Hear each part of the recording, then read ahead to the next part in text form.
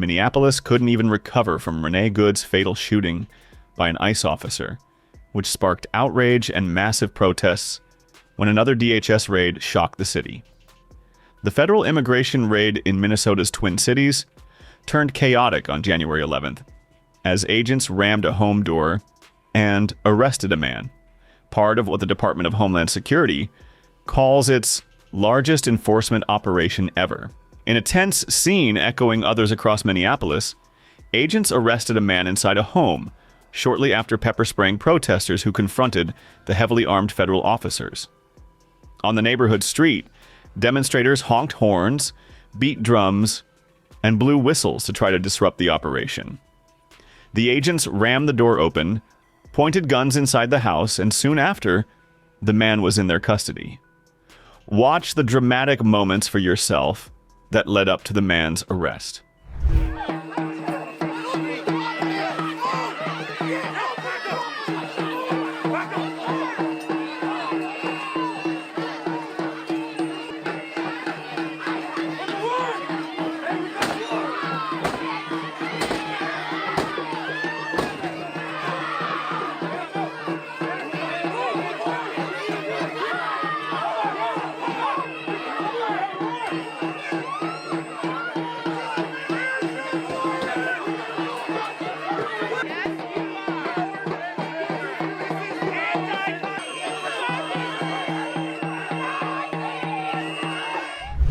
A distressed woman later came out of the house holding a document that federal agents used to justify the man's arrest. Issued by an immigration officer, the paper, unlike a judge-signed warrant, does not permit forced entry into a private home. As such, warrants only allow arrests in public spaces. Immigrant advocacy groups have urged residents to refuse entry unless agents present a court-signed warrant. More than 2,000 immigration arrests have been made in Minnesota since December under this operation, DHS says. The raids come as Minneapolis reels from the shooting of 37-year-old Renee Good, which galvanized protesters and intensified scrutiny of federal tactics. Local leaders have criticized the federal response and called for accountability and investigations into the use of force. But the Trump administration is standing by ICE agents, Border Patrol, and law enforcement officers without question. After Renee Good's shooting in Minneapolis, the entire Trump administration rallied behind the ICE agent, eventually granting him absolute immunity and concluding that the officer fired the shot in self-defense. When asked about the Minneapolis shooting, Trump flatly dismissed widely held views that the ICE official killed Renee Good, instead defending the agent, saying, "We will always protect ICE." The vice president yesterday suggested that Renee Good, who was killed by this ICE officer, was part of a broad left-wing network. What has your team told you about this broad left-wing network? Who is in charge of it? Who's part of it? What's it called? Well, I haven't seen the vice president's statement, but he's generally very accurate. I hate to say, I watched that yesterday, and there were a lot of different forms to it. But there was a woman screaming, "Shame, shame, shame, shame." She was a agitator, probably a paid agitator, but in my opinion, she was an agitator, a very high-level agitator, so professional. She wouldn't stop screaming.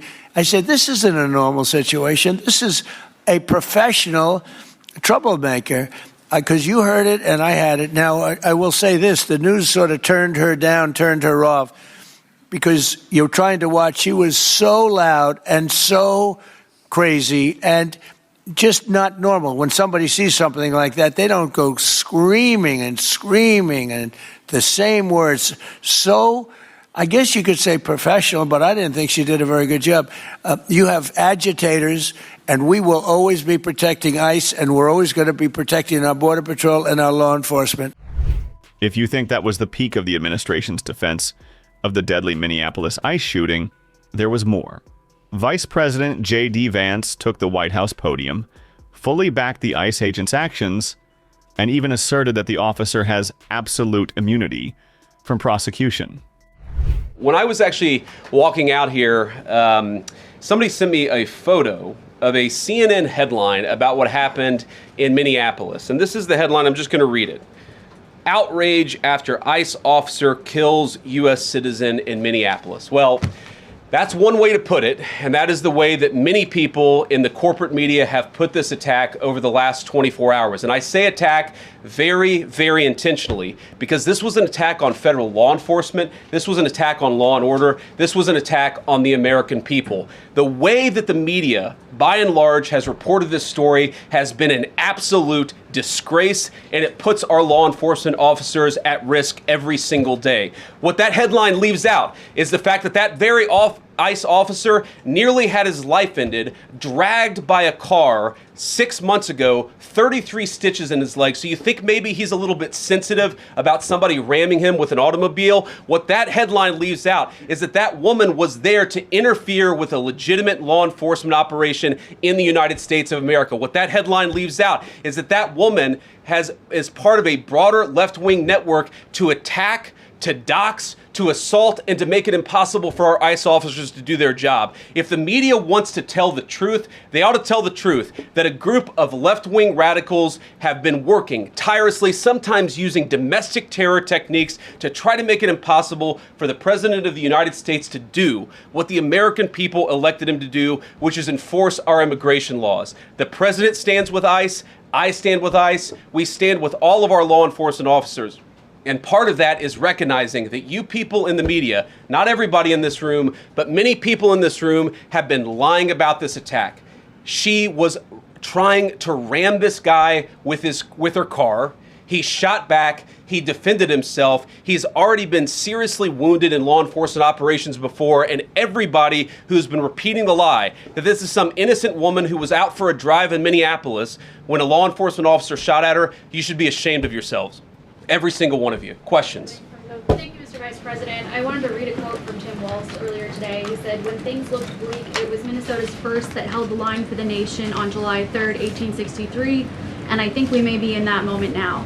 Can you comment on his rhetoric and Mayor Jacob Fry and whether they want to see unrest in Minneapolis? Well, that's very tough rhetoric from a guy who just quit because his fraudulent activities have been uncovered. Look, Tim Walz is a joke. His entire administration has been a joke. The idea that he's some sort of freedom fighter, he's not. He's a guy who has enabled fraud and maybe, in fact, has participated in fraud. That's what this new Assistant Attorney General position is going to find out. I don't care what Tim Walz says. I care about getting to the bottom of this fraud for the American people, and I care about enforcing the nation's immigration laws. That's what we're going to stay focused on.